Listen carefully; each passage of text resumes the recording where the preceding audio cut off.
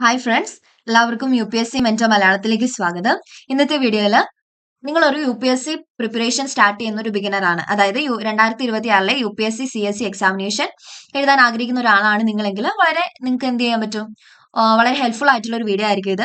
കാരണം നമ്മൾ എങ്ങനെയാണ് പ്രിപ്പറേഷൻ സ്റ്റാർട്ട് ചെയ്യേണ്ടത്, ഏത് സബ്ജക്റ്റാണ് ആദ്യം പഠിച്ചു തുടങ്ങേണ്ടത്, അങ്ങനെയുള്ള എല്ലാ കാര്യങ്ങളും എന്ത് ചെയ്യും ഇന്നത്തെ വീഡിയോയിൽ ഡിസ്കസ് ചെയ്യും. സോ നമുക്ക് വീഡിയോയിലേക്ക് പോവാം. അതിനു മുന്നേ ചാനൽ ആരെങ്കിലും സബ്സ്ക്രൈബ് ചെയ്തിട്ടില്ലെങ്കിൽ സബ്സ്ക്രൈബ് ചെയ്ത് സപ്പോർട്ട് ചെയ്യുക. ഫർദർ നോട്ടിഫിക്കേഷൻസിനായിട്ട് ബെല്ലൈക്കൺ കൂടി ഒന്ന് പ്രസ് ചെയ്യുക.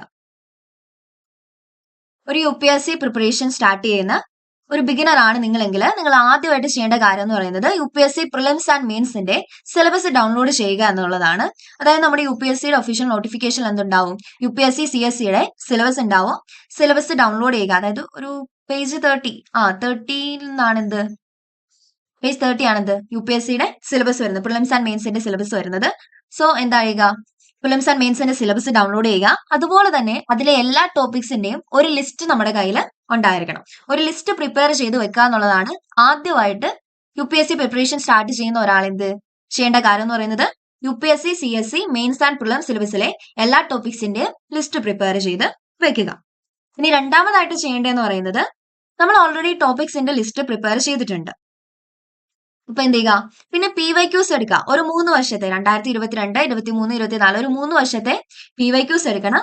എന്നിട്ട് നമ്മൾ പ്രിപ്പയർ ചെയ്ത് വെച്ച UPSC സിലബസിലെ ടോപ്പിക്സിന്റെ ലിസ്റ്റുമായിട്ട് എന്ത് ചെയ്യുക, ഈ PYQസിനെ മാച്ച് ചെയ്ത് നോക്കുക. അപ്പൊ നമുക്ക് എന്ത് മനസ്സിലാവും, ഏത് രീതിയിലുള്ള ക്വസ്റ്റ്യൻസ് ആണ് UPSC ചോദിക്കുന്നതെന്ന് മനസ്സിലാവും, ഏതൊക്കെ ടോപ്പിക്സ് ആണ് റിപ്പീറ്റഡ് ആയിട്ട് വന്നിരിക്കുന്നതെന്ന് നമുക്ക് മനസ്സിലാവും. അതുപോലെ തന്നെ സബ് ടോപ്പിക്സ് നമ്മൾ ക്രിയേറ്റ് ചെയ്ത ആ ഒരു ലിസ്റ്റിലെ എക്സാക്ട് ക്വസ്റ്റ്യൻസ്, അതിൽ നിന്ന് എക്സാക്ട് ക്വസ്റ്റ്യൻസ് ആയിരിക്കത്തില്ല വരുന്നത്, അതിനെ റിലേറ്റഡ് ആയിട്ടുള്ള ക്വസ്റ്റ്യൻസ് ആയിരിക്കും വരുന്നത്. അപ്പൊ എന്ത് നമുക്ക് മനസ്സിലാവും, കുറെ സബ് ടോപ്പിക്സ് ഉണ്ട്. ആ സബ് ടോപ്പിക്സ് ഏതൊക്കെയാണെന്നൊക്കെ എന്ത് ചെയ്യാൻ പറ്റും, ഈ ഒരു PYQs നോക്കുന്നതിലൂടെ, PYQസുമായിട്ട് നമ്മൾ ടോപ്പിക്സ് മാച്ച് ചെയ്ത് നോക്കുന്നതിലൂടെ മനസ്സിലാവും.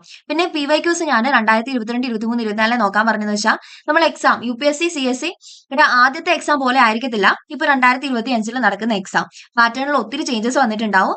അപ്പൊ എന്താണ്, 10-9 വർഷം പുറകിലുള്ള ക്വസ്റ്റ്യൻസ് അല്ലെങ്കിൽ 24 വർഷം 25 വർഷം മുന്നേ ഉള്ള ക്വസ്റ്റ്യൻസ് നോക്കുന്നതിലോ എന്ത് ചെയ്യുക, ഒരു 5-6 വർഷം അല്ലെങ്കിൽ ഒരു 3-4 വർഷം പുറകിലുള്ള ക്വസ്റ്റ്യൻസ് മാത്രം നോക്കുക.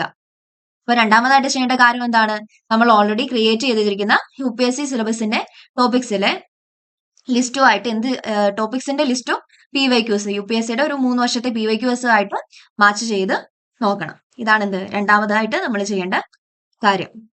അപ്പോഴെന്താണ്, കുറച്ച് സബ് ടോപ്പിക്സ് ഒക്കെ നമുക്ക് കണ്ടുപിടിക്കാനായിട്ട് പറ്റും. ഏത് രീതിയിലുള്ള ക്വസ്റ്റ്യൻസ് ആണ് വരുന്നത്, റിപ്പീറ്റഡ് ക്വസ്റ്റ്യൻസ് ഏതൊക്കെയാണ് തുടങ്ങിയ എല്ലാ കാര്യങ്ങളും എന്ത് ചെയ്യാൻ പറ്റും, ഇങ്ങനെ ചെയ്ത് നോക്കുന്നതിലൂടെ നമുക്ക് മനസ്സിലാവും.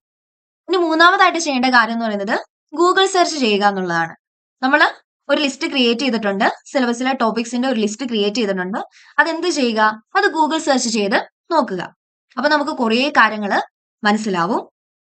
ഇതൊക്കെ സബ് ടോപ്പിക്സ് ഒന്നും ഒരിക്കലും UPSCയുടെ സിലബസിൽ കൊടുത്തിട്ടില്ല. അതൊക്കെ നമ്മൾ സ്വന്തമായിട്ട് കണ്ടുപിടിക്കേണ്ടതാണ്.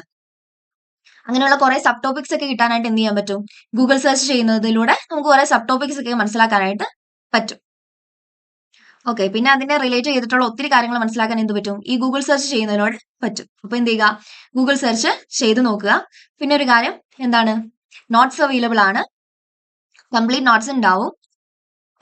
നമ്മൾ കംപ്ലീറ്റ് സിലബസ് കവർ ചെയ്തിട്ടുണ്ടാവും. പിന്നെ ഗൈഡൻസ് അവൈലബിൾ ആണ്. അതുപോലെ തന്നെ March 1 തൊട്ട് നമ്മൾ ക്ലാസ്സസ് എടുക്കും. UPSC CSE 2026, 27 വേണ്ടിയിട്ടുള്ള ക്ലാസ്സസ് നമ്മൾ സ്റ്റാർട്ട് ചെയ്യും. ക്ലാസ്സസ് ഫ്രീ ആയിരിക്കും. അതുപോലെ തന്നെ നോട്ട്സ് വേണമെന്നുള്ളവർ എന്നെ കോൺടാക്ട് ചെയ്താൽ മതി. ഞാൻ എന്റെ വാട്സ്ആപ്പ് ഗ്രൂപ്പിന്റെ ലിങ്ക് കൊടുത്തേക്കാം, ഡിസ്ക്രിപ്ഷനിൽ കൊടുത്തേക്കാം. അതുവഴി എന്നെ കോൺടാക്ട് ചെയ്യുക. അതിൽ ജോയിൻ ചെയ്തിട്ട് എന്ത് ചെയ്യുക, എനിക്കൊരു ഡയറക്റ്റ് മെസ്സേജ് ചെയ്താൽ മതി. അപ്പൊ ഞാൻ നോട്ട്സ് അയച്ചു തരാം. നോട്ട്സ് പെയ്ഡ് നോട്ട്സ് ആണ്, പക്ഷെ വളരെ അഫോർഡബിൾ ആയിട്ടുള്ള റേറ്റിലാണ് നമ്മൾ കൊടുക്കുന്നത്. ഫ്രീ അല്ല, പെയ്ഡ് നോട്ട്സ് ആണ്. ഇനി അടുത്തതായിട്ട് നമ്മൾ ശ്രദ്ധിക്കേണ്ട കാര്യമാണ്, അതായത് ഏത് സബ്ജക്റ്റിൽ നിന്ന് നമ്മൾ പ്രിപ്പറേഷൻ തുടങ്ങണം എന്നുള്ളത്. ഇത് UPSC പ്രിപ്പയർ ചെയ്യുന്ന എല്ലാവരുടെയും മനസ്സിൽ വരുന്ന ഒരു ഡൗട്ടാണ്, ഏത് സബ്ജക്റ്റിൽ നിന്നാണ് നമ്മൾ പ്രിപ്പറേഷൻ സ്റ്റാർട്ട് ചെയ്യേണ്ടത് എന്നത്. ഇതില് ഏത് സബ്ജക്റ്റിൽ നിന്ന് വേണമെങ്കിലും നമുക്ക് എന്ത് ചെയ്യാം, പ്രിപ്പറേഷൻ സ്റ്റാർട്ട് ചെയ്യാം. പക്ഷെ എന്തായിരിക്കണം, നമ്മൾ പ്രിപ്പറേഷൻ സ്റ്റാർട്ട് ചെയ്യുന്ന സബ്ജക്റ്റ് നല്ല ഈസി, അതായത് എളുപ്പമുള്ള ഒരു സബ്ജക്റ്റ് ആയിരിക്കണം. അല്ലാതെ ആദ്യമേ ഒരു വളരെ ടഫ് ആയിട്ടുള്ള ഒരു സബ്ജക്ട് എടുത്ത് പഠിക്കാന്ന് വെച്ചാൽ ഇത് കുറച്ച് ബുദ്ധിമുട്ടുള്ള കാര്യം. അപ്പൊ എന്ത് ചെയ്യുക, ഏറ്റവും എളുപ്പമുള്ള ഒരു സബ്ജക്ട് എടുക്കുക, അതിൽ നിന്ന് പ്രിപ്പറേഷൻ സ്റ്റാർട്ട് ചെയ്യുക. കൂടുതൽ എല്ലാവരും എന്ത് ചെയ്യുന്നത്, ഇന്ത്യൻ പൊളിറ്റി എടുക്കും, അല്ലെ എൻവയോൺമെന്റ്, ഇന്ത്യൻ സൊസൈറ്റി, അങ്ങനെയുള്ള ഏതെങ്കിലും ഒരു സബ്ജക്ട് എടുത്തിട്ടാണ് പ്രിപ്പറേഷൻ സ്റ്റാർട്ട് ചെയ്യുന്നത്. അത് തന്നെയായിരിക്കും ബെറ്റർ. കാരണം ഏറ്റവും ആദ്യം എന്ത് ചെയ്യുക, ഏറ്റവും എളുപ്പമുള്ള ഒരു സബ്ജക്റ്റിൽ നിന്ന് തന്നെ എന്ത് ചെയ്യുക, പ്രിപ്പറേഷൻ സ്റ്റാർട്ട് ചെയ്യുക.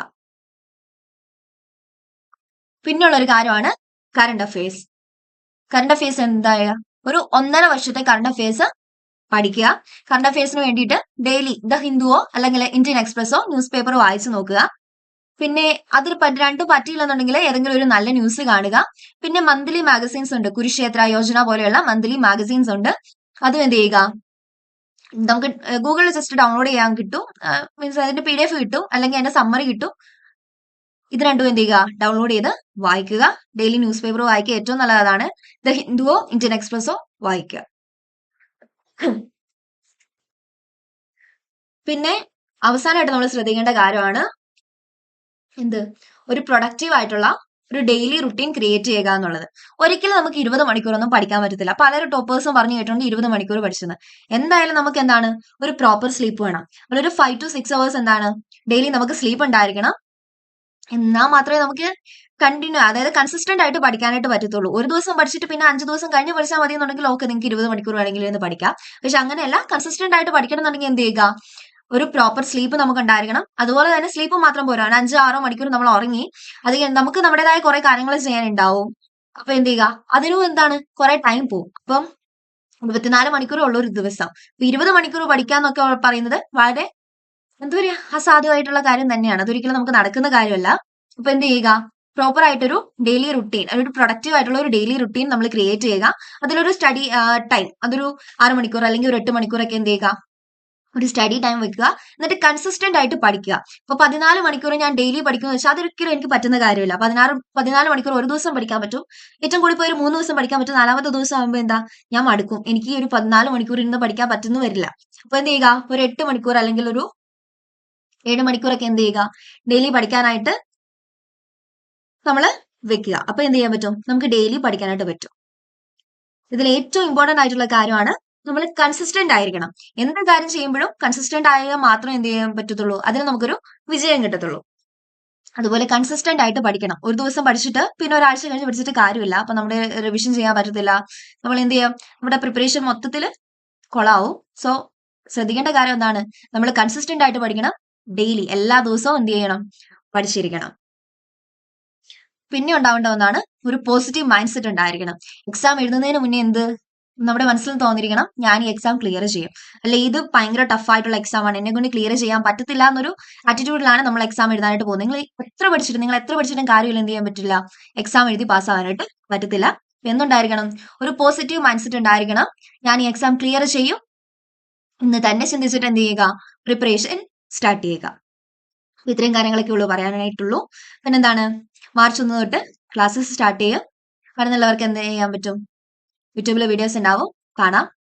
പിന്നെ നോട്ട്സ് വേണമെന്നുണ്ടെങ്കിൽ എന്നെ കോൺടാക്ട് ചെയ്യുക. ഞാൻ എൻ്റെ വാട്സപ്പ് ഗ്രൂപ്പിന്റെ ലിങ്ക് കൊടുത്തേക്കാം, അതിൽ ജോയിൻ ആയിട്ട് പ്രൈവറ്റ് മെസ്സേജ് ചെയ്താലും മതി.